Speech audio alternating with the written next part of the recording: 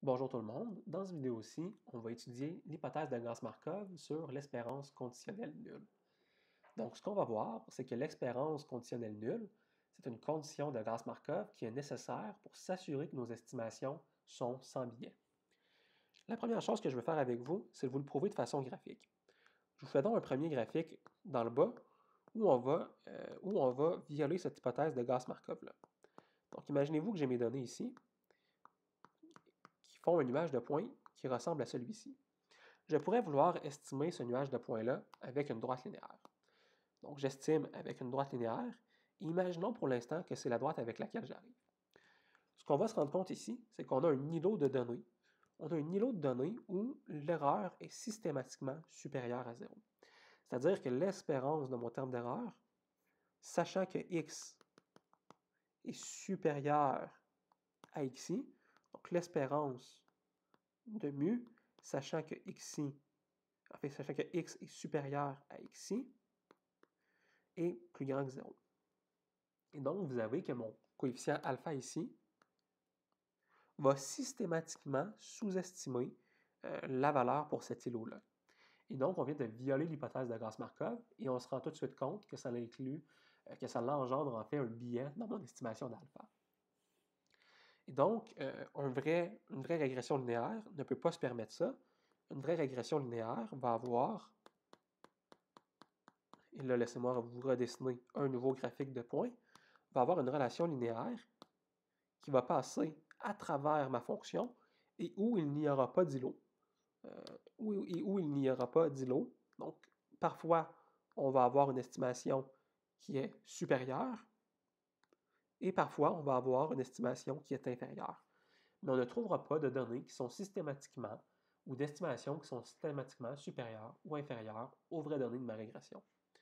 Et donc, graphiquement, on vient de prouver que lorsqu'on ne respecte pas le principe de l'erreur conditionnelle, eh bien, on allait avoir un biais. Je peux faire mieux que ça, on peut se le prouver de façon mathématique. Donc, laissez-moi nous repartir avec une page vierge, et vous prouver que mathématiquement, on peut calculer l'effet de l'espérance nulle sur le biais. Donc, l'opération initiale, en fait, la valeur initiale dans mon équation, c'est que alpha, l'estimation de mon paramètre, est égale à la covariance entre x et y divisé par la variance de x. Mathématiquement, on sait que la covariance entre x et y va être égale au terme la sommation de mes xi moins mes x bar multiplié par mes yi. Donc ça va être l'équivalent de dire covariance de x et y. Donc la covariance de x et y est égale à xi moins x bar multiplié par yi. Donc pourquoi est-ce que ça ici, c'est pertinent pour notre analyse de l'erreur conditionnelle? Parce que quand on regarde cette équation-là, nulle part, on va ressortir le terme d'erreur. Eh bien, le truc, c'est qu'on est capable de faire ressortir le terme d'erreur. Donc, laissez-moi développer cette équation-là ici, de façon à le faire ressortir. Donc, j'ai la sommation de xi moins x bar multiplié par alpha x plus b plus u. Donc, qu'est-ce qui s'est passé ici? Eh bien, essentiellement, je me suis dit que les valeurs de yi devaient être égales à une estimation de ma population. Donc, c'est pour ça ici que vous ne voyez pas de chapeau par-dessus alpha. Vous ne voyez pas de chapeau par-dessus alpha parce que j'utilise ici mes paramètres de population. Et donc, j'ai que la covariance, j'ai en fait dit que yi était égal à une estimation linéaire plus un terme d'erreur. Donc, la vraie valeur de mes paramètres dans la population. Et maintenant, je viens de faire apparaître le terme d'erreur U. Je nous invite donc à retourner travailler notre équation principale. Donc maintenant, on sait que alpha est égal à la sommation de xi moins x bar multiplié par ax plus b plus un terme d'erreur, divisé le tout par la variance de x. Et donc là, ça commence à être intéressant. Ça commence à être intéressant parce qu'on peut distribuer. Donc, je peux distribuer mes valeurs de xi moins x bar. Et comme ici, mon tableau n'est pas vraiment assez grand, je vais devoir vous faire ces distributions-là avec vous de façon plus mentale.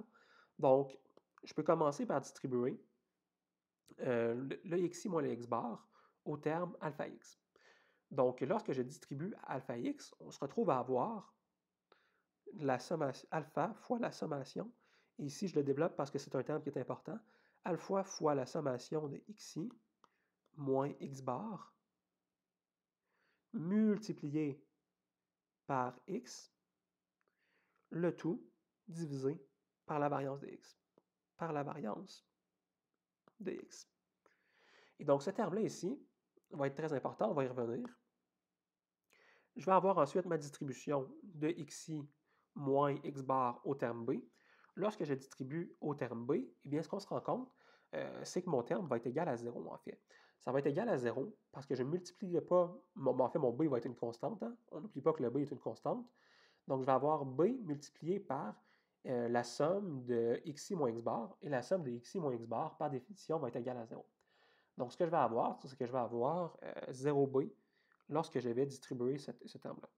Et finalement, je vais pouvoir distribuer mon terme d'erreur. Donc, je vais arriver avec l'équation suivante, la sommation de xi moins x bar, le tout multiplié par mon terme d'erreur, divisé par la variance de x. Donc ça devient ma nouvelle équation de mon paramètre alpha. Chose intéressante, on peut simplifier une fois de plus mon terme ici. Donc ce terme-là, en fait, est égal à alpha. Donc pourquoi est-ce que c'est égal à alpha? Eh bien parce que mon terme, pardon, je vais changer ma couleur. Donc mon terme ici est tout simplement égal, en fait j'inclus ma sommation, est tout simplement égal à la variance de x. Donc, je me trouve à avoir alpha multiplié par la variance de x divisé par la variance de x, ce qui me laisse le coefficient alpha plus la sommation de ma covariance entre le terme x et mu. Le tout divisé par la variance de x. Donc, vous voyez comment on a beaucoup simplifié notre équation et comment on a réussi à faire apparaître le terme d'erreur. Donc, maintenant, on sait que alpha, la valeur estimée de mon paramètre alpha, est égale à la vraie valeur de alpha, donc la valeur de population, plus un terme d'erreur entre x et mu. Donc, entre la variable explicative et le terme d'erreur.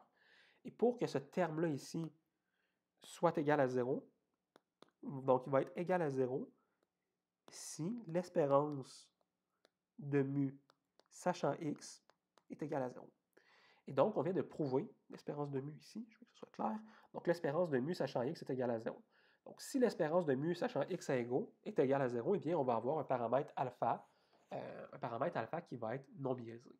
Et c'est comme ça qu'on est capable de prouver mathématiquement que l'espérance conditionnelle nulle est une condition nécessaire pour avoir une estimation de notre paramètre alpha qui est non biaisé.